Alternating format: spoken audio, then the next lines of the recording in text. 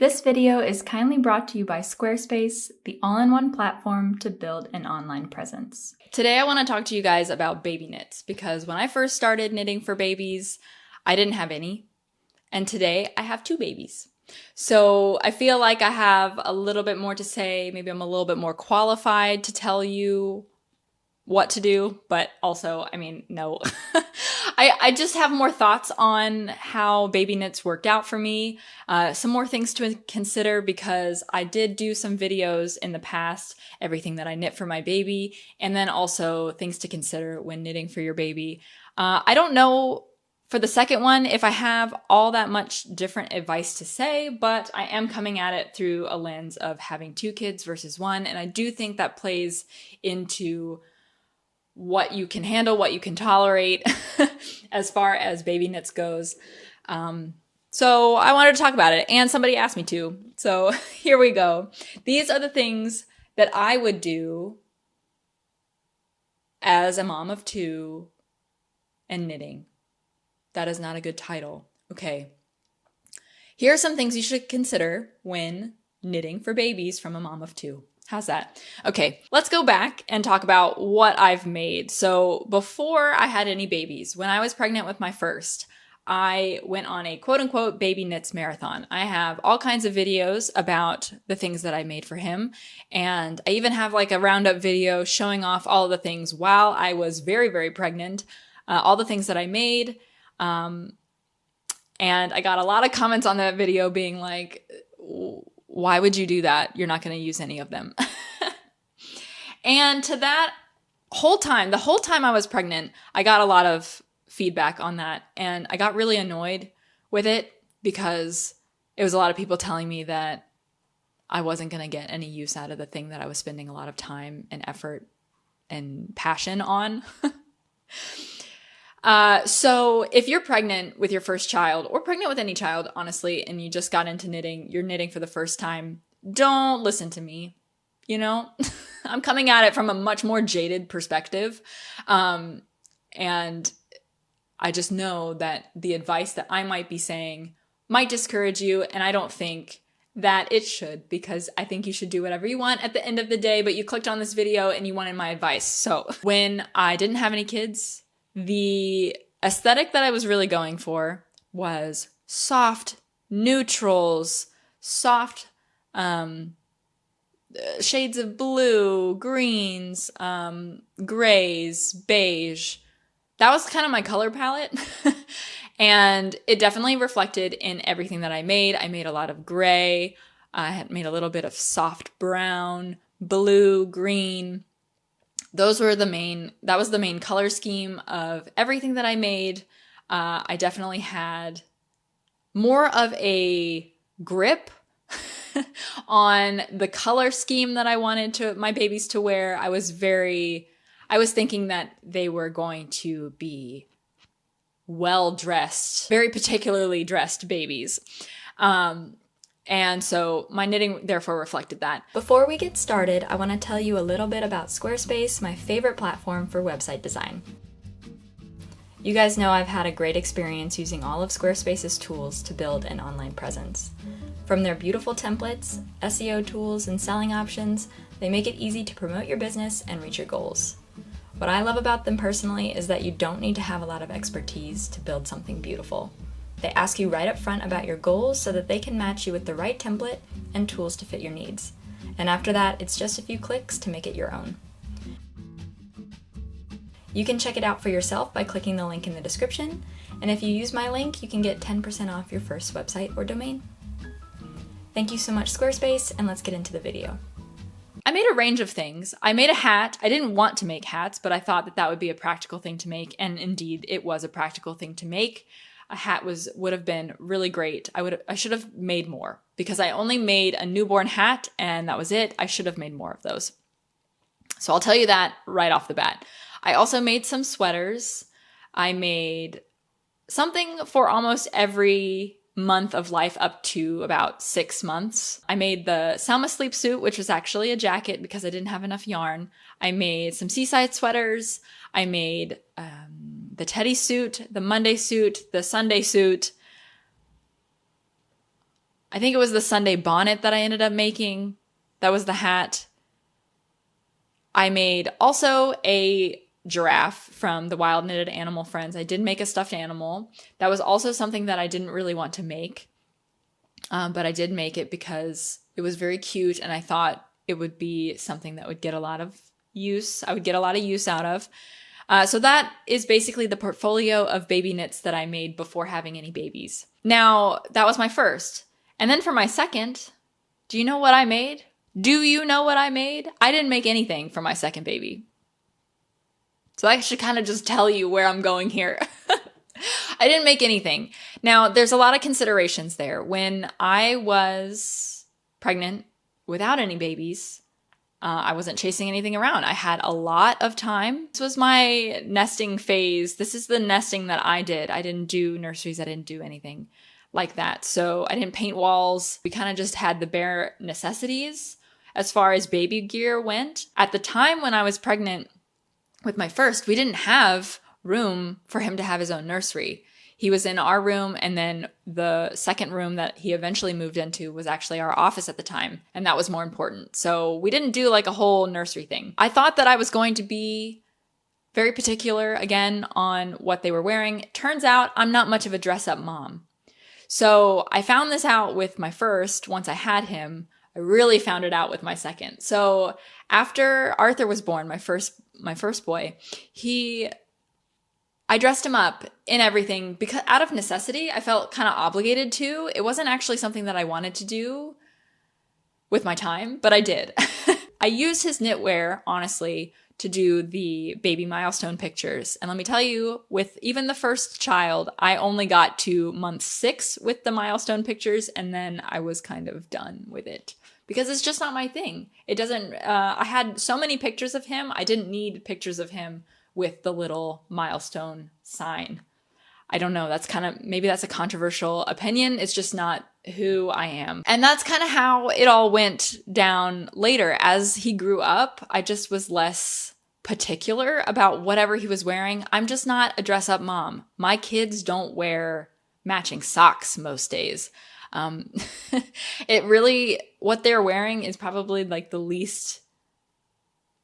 last thing that I'm concerned about, as long as it's clean and as long as it keeps them warm and is weather appropriate, like that is what's important to me. I care about the quality of the piece.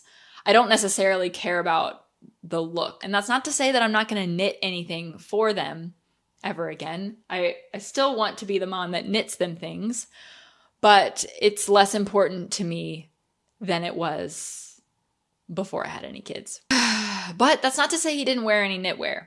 He did wear some hand-me-downs, and these are the things that he wore. He wore the Ingrid sweater. This is the #1 sweater that my second wore. So both my first baby and my second baby got so much wear out of the sweater. The sweater is an amazing one to knit. I would highly recommend that anytime you knit anything for your children, you should knit a year larger. Honestly, I wouldn't waste my time now for baby knits. I would wait until they're toddlers because otherwise it's really not worth it. As far as the practical standpoint goes, if you actually want your kid to wear things, I would knit for a toddler, not for a baby. If you want to knit sweaters, knit 2 sweaters. The kid at 2 months does not need 6 sweaters to cycle through. The more practical it is, the better. So you want less laundry to clean. You might have time to do it. You might be able to find time to do it, but it's probably not something that you want to spend your extra time doing. And that's really what it comes down to. When I had 1 kid, I had a lot more time to kill than I do now with 2. So if I had a lot of sweaters to hand wash, I'd probably forget them for a couple of days in the bathtub upstairs. Because I would wash them out of sight in a place where there's not a lot of traffic, where they can sit and soak for a little bit, and I will probably forget about them because it's not a top priority for me. So that is one consideration. Not to have something so fragile, really important. This is made with superwash wool. I'm not a huge fan of superwash, but I will say that this is good. And why am I not a fan of superwash? Mainly for me, I don't like the feeling of it. It is really squeaky. But this one is okay. This one is fine. This one's from Rowan Yarn. It's a superwash DK yarn, and I really liked it. It felt more like knitting with wool. I don't like the really thin superwash baby yarn. I keep buying it, and then I keep repurposing it into something else. Like right now, I'm using it for a scrappy project. I just don't like the fingering weight superwash baby yarn. This is nice. This one's good. Here's another sweater that my second son ended up wearing. This is the Melange sweater. I think it was knit for 1 year. It's a good one. I knit it for Arthur, I think, after he was born. He got some use out of it. Noah really got some use out of this one. And it's a good one. This one I didn't knit with superwash yarn, but I'm going to be honest, I don't know how much I've really washed it. Because it's an outer layer. It's really not something that I'm feeding them in or anything like that. Not giving them snacks in it, really. So it has kept really nicely over time. And that's something to consider too. Maybe invest your time in things that are more like outerwear pieces, things that you won't have regular play in, because that way you won't have to maintain them as rigorously as like a play suit or something that they're going to be spending their whole day in. And yeah, again, along that same theme, this is something that I knit for Arthur after he was born. This is a cardigan by oh darn, I literally just shared some footage of this in a last video, so I will share it also now while I'm talking. This is a really beautiful cardigan. It's not Carl's cardigan. That's a petite knit pattern. This is not a petite knit pattern. This is probably like one of the only petite knit patterns that I made that I really, really loved for the boys. And it's escaping me. I'm really sorry, but it's all on the screen. So that one is also really good because it was for about a year, I believe, and there were buttons there. So there are things to consider. What I talked about in the last advice that I gave, I had a completely different child. No child is the same, and this I found out was especially true. I was thinking that maybe it's more family-based, but it really is about the children. One child that I had never put anything in his mouth, didn't want pacifiers. After 6 months, he just really wasn't a baby that was chewing on things, putting things in his mouth. At least he got over it really, really fast. I have another child who is still putting things in his mouth, and knitting buttons and putting him in this is a little bit more risky. So that is my stance on buttons. Button snaps, there was a debate on Instagram. Someone who is pregnant was asking, do you recommend buttons? Do you recommend snaps? I don't think there's any difference with the two of them. Both are choking hazards if you don't secure them on properly. Honestly, a hand knit garment is really only for the aesthetics. So if you want a nice outfit for your child, go for the buttons because they look nicer. Snaps, you could probably find some snaps that look really cute, but most of these children's patterns are designed with little wooden buttons, and it's just adorable. That's like part of the reason that you're knitting the thing in the first place. So go ahead and put the buttons on it. That is not going to take any extra time. Snaps versus buttons, they're going to take the same amount of time. And you're mainly putting them in it for some sort of special, not special occasion necessarily, but special purpose for you, because you want your kid to look cute. So you're going to take those extra minutes. It's really not going to change anything, honestly. The thing that you really need to consider is the fact that they are choking hazards. So anytime that you include a button or a snap or anything that's added into the garment, you need to make sure that it's absolutely secure. So do the extra time to really secure them. Doesn't matter what it is, it's still a choking hazard at the end of the day. So just make sure it's secured, because some children will really go for those things and put them in their mouth, and some you don't have to watch out for as much as others. Which actually brings me to Another thing that I made for my first, before having any kids, that actually turned out really great, that both kids really love, is a stuffed animal. I was mentioning that it's not something that I wanted to make. It was actually low, low, low on the list, and it was a last minute cast on because I was just thinking like, let's have something new. Let's do something else. And honestly, it was kind of content related. I'm not going to lie. It was a little content related. I wanted to share a little bit of a video about making a stuffed animal because I thought that that would be a little bit different to share versus more garments. And what do you know? That's probably the most worthwhile thing to make for a baby. Who would have thought something that they could play with? So much that I'm actually going to be knitting another one I've cast on recently. I made the giraffe from the Wild Knitted Animal Friends pattern book. And while it wasn't something that I absolutely wanted to do, at the end of it, I really enjoyed the project and it really surprised me. So much that I bought immediately after, as one does, all of the materials to make another one, and then it sat for 2 years. And, you know, I have big mom guilt. I will say that in the end, I have some mom guilt because I didn't make anything for my second kid as like to prepare for their birth. I did make some attempts. Attempts were made, but I never actually finished anything that was truly his. And recently that mom guilt was kind of setting in on me. So I decided to cast on the tiger from the Wild Knitted Animal Friends, Sophie the Tiger. That is my next little knitting project. That's going to be so much faster, I realize, than I've been building it up in my head. And it's definitely going to be worthwhile because both boys really, really love the giraffe that I made. And I just know that Noah's going to really want one of his own. And it was always the intention to make him one. It's just funny how you just put things off. But the one thing that I really love that I did with the giraffe is not sew buttons for eyes. And I used some yarn as an alternative to make some little bobble eyes. And that was a really smart move because, again, some children put things in their mouths all the time and others don't.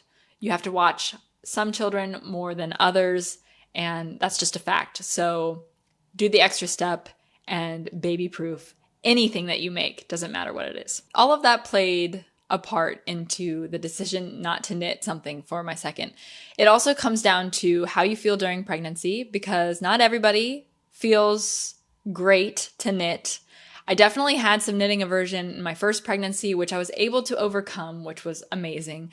But with my second, I had that same aversion in the beginning, but then it just got to the point where I was chasing after another kid. My other kid was growing up. My other kid was not staying little anymore. So I had to adjust my lifestyle because he was growing up and evolving. And I was also growing a baby. So I had to kind of pick and choose. And, you know, at the end of the day, I didn't have a lot of energy. So that's just the reality of motherhood. You're going to have to make some sacrifices in the short term for the little children that you love so very much. And it is a worthwhile sacrifice because it's not to say that you don't get to knit again. I am proof that you can knit again after having kids. But it is true that, you know, when I was pregnant, it is a lot harder to kind of convince yourself to do things. If you have some free time, all you really want to do is rest. So there's that. Then there's also the fact that not all babies are born in sweater weather time. So that was also a huge factor. It just didn't really feel worthwhile to knit more sweaters that I already knit once, especially because my baby was a summer baby.